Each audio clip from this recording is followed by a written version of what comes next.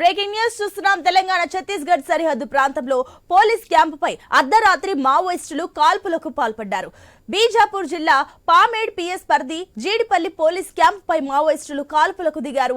తెల్లవారుజాము వరకు కొనసాగిన ఈ కాల్పుల్లో 3 జవాన్లకు స్వల్ప గాయాలయ్యాయి. కాల్పుల సమయంలో క్యాంపులో జిల్లా ఎస్పీ, సిఆర్పీఎఫ్, డీఐజీ ఉన్నారు. దీనికి సంబంధించి మరిన్ని డీటెయిల్స్ మా కరెస్పాండెంట్ నవీన్ అందిస్తారు. నవీన్, ఇక ఉదయం వరకు కాల్పులు జరిగినట్లు తెలుస్తుంది. ఏంటి అక్కడ ప్రస్తుతం పరిస్థితి?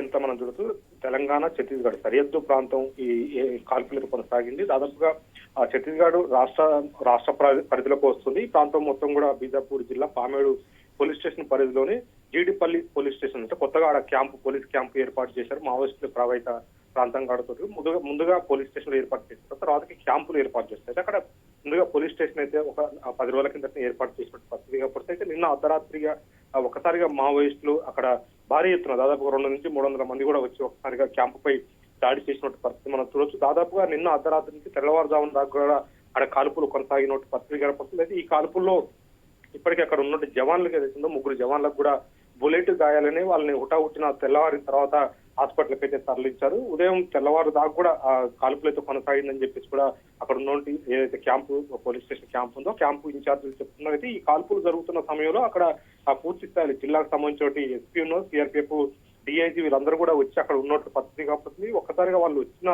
తర్వాతనే ఈ కాల్పులు జరిపారు మావోయిస్టులు అని చెప్పేసి కూడా పోలీసులు భావిస్తున్నారు. ఎందుకంటే టార్గెట్ సిఆర్పీఎఫ్ సంబంధించిన డీఐజీ, అదేవిధంగా ఆ జిల్లాకు సంబంధించిన ఎస్పీ ఏదైతే బీజాపూర్ జిల్లా ఎస్పీ ఉన్నాడో ఎస్పీ వీళ్ళు ఇద్దరు టార్గెట్ చేస్తూ కూడా ఒక్కసారిగా క్యాంపుపై పోలీస్ క్యాంపు అయితే మావోయిస్టులు కాల్పులకు మోత మోగించినట్టు పరిస్థితి కనపడుతుంది. అయితే మావోయిస్టులకు ఎలాంటి గాయాలు కాలేదు, మావోయిస్టులు కూడా ఎలాంటి నష్టపోలేదు. కానీ పోలీసులకు మాత్రం 3కి తీవ్రంగా బుల్లెట్ గాయాలైనటువంటి పరిస్థితి మనం స్పష్టంగా కనపడుతున్నటువంటి దృశ్యాలు చూడొచ్చు. పూర్తి స్థాయిలో కూడా ఈ కాల్పులను అయితే సిఆర్పీఎఫ్ జవాన్లు కూడా అక్కడ ఉన్న స్థానిక పోలీసులు కూడా ఎదుర్కొన్న పరిస్థితి కనపడుతుంది. ఒక 3 మాత్రం గాయాలు, ఎవరు కూడా చనిపోలేదు. అయితే మావోయిస్టులు ప్లాన్ గానే ఒక్కసారిగా ఈ దాడి చేసినట్టుగా తెలుస్తుంది. ఎందుకంటే అక్కడ ఉన్నటువంటి క్యాంపులు ఏవైతే ఉన్నాయో ఆ పరిధిలో పోలీసులకు సంబంధించిన క్యాంపులు పెట్టకూడదు, ఎట్టి పరిస్థితుల్లో పోలీసులు కూడా అక్కడ మకాం వేయకూడదని చెప్పేసి కూడా మావోయిస్టులు భావిస్తున్నారు. అక్కడ ఉన్నట్టు కొంతమంది గ్రామస్తులు ఎవరైతే ఉన్నారో వాళ్ళని మమేకం చేసుకుంటూ ఒక్కసారిగా పోలీస్ క్యాంప్ పై దాడి చేసినట్టు పరిస్థితి కనపడుతుంది. అయితే పూర్తి స్థాయి కూడా అర్ధరాత్రి నుంచి ఈ కాల్పులు కొనసాగినాయి కాబట్టి ఎవరిని కూడా గుర్తుపట్టే పరిస్థితి లేదు. మావోయిస్టులకు సంబంధించి కూడా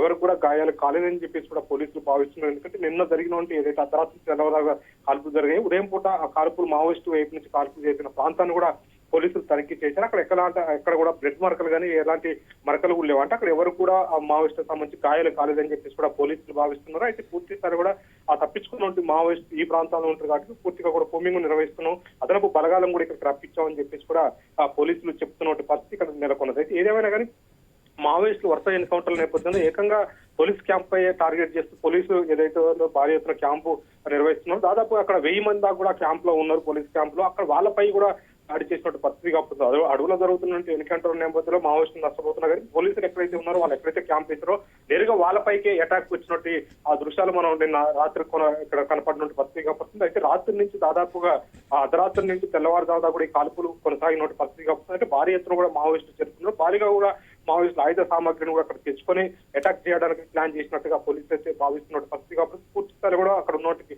సిఆర్పీఎఫ్ క్యాంపు కానీ అక్కడ ఉన్నట్టు జిల్లా ఎస్పీ కూడా అప్రమత్తం అయ్యారు. అక్కడ ఉన్నట్టు మొత్తం బలగాలు కూడా అప్రమత్తం చేసి ఎదురు దాడి చేసినట్టు పరిస్థితి ఇక్కడ నెలకొన్నది. ఇప్పుడు నవీన్, మనకు పరిస్థితులు చూస్తుంటే కూడా అటు మావోయిస్టులు ప్రతీకార దాడులకు పూనుకున్నట్లు స్పష్టంగా కనిపిస్తుంది కాబట్టి ఇంకా భవిష్యత్తులో ఇలాంటి దాడులు ఇంకా జరిగే అవకాశాలు కనిపిస్తున్నాయా? ఏమైనా హెచ్చరికలు జారీ చేస్తారా మావోయిస్టులు? మావోయిస్టులు ఎప్పుడైనా సరే ఏజెన్సీ ప్రాంతాలు అంటే మావోయిస్టులు ఇలాగే ఏ ప్రాంతంలో అవుతుందో ఆ ప్రాంతంలో దండకారణ్యం కానీ అబుజ్మాడు ఈ ప్రాంతంలో ఎట్టి పరిస్థితుల్లో కూడా పోలీసుకు సంబంధించినటువంటి వాళ్ళని ఎంట్రీ కానియరు, వాళ్ళకి సంబంధించినటువంటి షెల్టర్ కూడా అక్కడ ఇవ్వని పరిస్థితి కనపడుతుంది. అయితే పోలీసులు ముందుగా ఎక్కడైతే ఆ మావోయిస్టులు ఉన్న ఆ ప్రాంతాన్ని చుట్టుముట్టడానికి ఒక క్యాంప్ ఏర్పాటు చేస్తారు. పోలీసులకు సంబంధించినటువంటి పోలీస్ క్యాంప్ ఏర్పాటు చేసిన తర్వాతకి సిఆర్పీఎఫ్ సంబంధించిన భారీ ఎత్తున కూడా క్యాంపులు ఏర్పాటు చేస్తారు. ఈ నేపథ్యంలో మావోయిస్టులు అణచివేయడం కోసమే ఈ క్యాంపులు ఏర్పాటు చేస్తున్నారు. కాబట్టి క్యాంపులు మొదటి నుంచి కూడా మావోయిస్టులు వ్యతిరేకిస్తున్నారు. మావోయిస్టులు వ్యతిరేకించడం కాకుండా అక్కడ ఉన్నట్టు గ్రామస్తులు ఎవరైతే గిరిజనులు ఉంటారో గిరిజనులు కూడా మమేకం చేయడం, వాళ్ళని నానా రకాలుగా ఇబ్బందులు కూడా క్యాంపు సంబంధించిన పోలీసులు కూడా చేస్తారని చెప్పేసి మావోయిస్టు మొదటి నుంచి కూడా ఈ క్యాంపులకు సంబంధించి వ్యతిరేకిస్తున్న పరిస్థితి కాబట్టి అక్కడ ఉన్న గిరిజనులతోటే మావోయిస్టులు తిరుగుబాటు చేపిస్తున్నారు. ఎట్టి పరిస్థితులు ఇక్కడ క్యాంపులు నిర్వహించవద్దు, రోడ్లు కూడా వేయకూడదని చెప్పేసి కూడా పూర్తి స్థాయిలో కూడా నిరసన వ్యక్తం చేస్తున్న పరిస్థితి కాబట్టి, కానీ ఇవన్నీ కూడా ఏమి వినరు. ఎందుకంటే ఇది కేంద్ర ప్రభుత్వం చేస్తున్నటువంటి ప్లాన్ కాబట్టి ఖచ్చితంగా అక్కడ క్యాంపులు నిర్మాణం చేస్తారు. అక్కడ ఉన్నది మొత్తం కూడా కేంద్ర బలగాలే ఉంటాయి కాబట్టి పూర్తి స్థాయిలో కూడా మావోయిస్ట్ అణచివేయాలంటే పూర్తిగా మావోయిస్టు ఉన్నటువంటి ఏరియా పరిధిలోనే పోలీసు సంబంధించిన సిఆర్పిఎఫ్ క్యాంపులు కానీ లేదా పోలీస్ క్యాంపులు కానీ అక్కడ నిర్మాణం చేయాలి. అక్కడ ఖచ్చితంగా 2 నుంచి 3,000 మంది కూడా క్యాంపులో ఉండాలి. అక్కడ ఉన్నప్పుడు మాత్రం ఆ పరిధిలో వెంటనే మావోయిస్టు సమాచారం తెలవగానే అంటే వెళ్ళడం కానీ రోజు కూంబింగ్ చేయడం కానీ ఇవన్నీ జరుగుతుంది. అయితే ఛత్తీస్గఢ్ రాష్ట్రంలో అనేక చోట్ల కూడా మావోయిస్టు ప్రాబల్యం ఉన్న ప్రాంతాల్లో పూర్తి స్థాయిలో కూడా 2 నుంచి 3 కిలోమీటర్ల దూరంలో సిఆర్పిఎఫ్ క్యాంపులు ఉంటాయి. అక్కడ దాదాపుగా ఒక్కో క్యాంపులో 2 నుంచి 3,000 మంది కూడా ఉన్నటువంటి పరిస్థితి కనపడుతుంది. ఈ నేపథ్యంలోనే పూర్తి స్థాయిలో మావోయిస్ట్ ఎక్కడైతే ఎక్కువ కీలకంగా వాళ్ళ షెల్టర్ జోన్ గా ఉందో ఇప్పుడు పూర్తి స్థాయిలో కూడా కంచుకోవటాన్ని ఏదైతే చెప్పుకుంటున్నారో ఆ ప్రాంతాల్లో మాత్రమే ఖచ్చితంగా క్యాంపులు వేయాలి, పోలీసు మకాం వేయాలని చెప్పేసి కూడా ప్లాన్ చేస్తున్నారు. ఈ నేపథ్యంలోనే ఛత్తీస్గఢ్ అదేవిధంగా తెలంగాణ రాష్ట్ర సరిహద్దు ప్రాంతంలో బీజాపూర్ జిల్లా ఉంటుంది. పామేడు పోలీస్ స్టేషన్ పరిధిలో అంటే పామేడులో దాదాపు 2-3 క్యాంపులు ఉన్నాయి. పామేడు పరిధిలోనే జీడిపల్లి అనే పోలీస్ స్టేషన్ క్యాంపుపై ఆ క్యాంపు ఏర్పాటు చేశారు. అయితే ఈ క్యాంపును పూర్తి స్థాయిలో కూడా వ్యతిరేకిస్తున్నారు. ఖచ్చితంగా క్యాంపు నిర్మాణం చేస్తే మాత్రం క్యాంపులో ఉన్నవంటి ఎవరైతే ఉంటారో వాళ్ళపై అటాక్ చేస్తామని చెప్పేసి కూడా మావోయిస్ట్ ఒక సూచన ఇచ్చినట్టుగా కనపడుతుంది. ఎందుకంటే ఆ క్యాంప్ లో ఉన్నటువంటి సిబ్బందిపై ఒక్కసారిగా కాల్పులు చేశారు. కాల్పులో కొంతమంది గాయాలైన పరిస్థితి ఇక్కడ నెలకొన్నది. ఏదేమైనా కానీ పోలీసులు పూర్తి స్థాయిలో కూడా అంటే మావోయిస్టులు అడవిలో ఉన్నప్పుడు పోయి ఎన్కౌంటర్ చేస్తున్నారు. సో చాలా మంది కూడా 10ల సంఖ్యలో 100ల సంఖ్యలో సంవత్సరం పొడుగుతూ చనిపోయినట్టు పరిస్థితి కాబట్టి క్యాంపులపై నేరుగా వచ్చి మావోయిస్ట్ ఒక్కసారిగా దాడి చేయడం ఆశావశం కాదు. ఎందుకంటే మావోయిస్టుని దాడి చేయాలంటే ఖచ్చితంగా పోలీసుల దగ్గర మంచి వెపన్స్ ఉంటే వాళ్ళు కూడా అటాక్ ఇస్తారు. అయితే ఈ నేపథ్యంలోనే అక్కడ అదును చూసి క్యాంపుపై దాడి చేసినట్టుగా తెలుస్తుంది. భారీ ఎత్తున అంటే పోలీసు సిఆర్పిఎఫ్ క్యాంపులో పోలీసులు కానివ్వండి లేదా సిఆర్పిఎఫ్ బలగాలు కానివ్వండి లోకల్ పోలీసు అప్రమత్తం కాకపోవడం మాత్రం భారీ నష్టం జరిగేది. ఎందుకంటే భారీగా వాళ్ళు కాల్పులు చేశారు.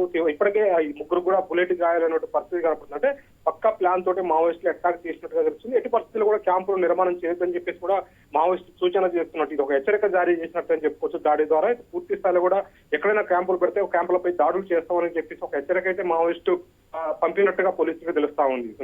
Right Naveen, thank you.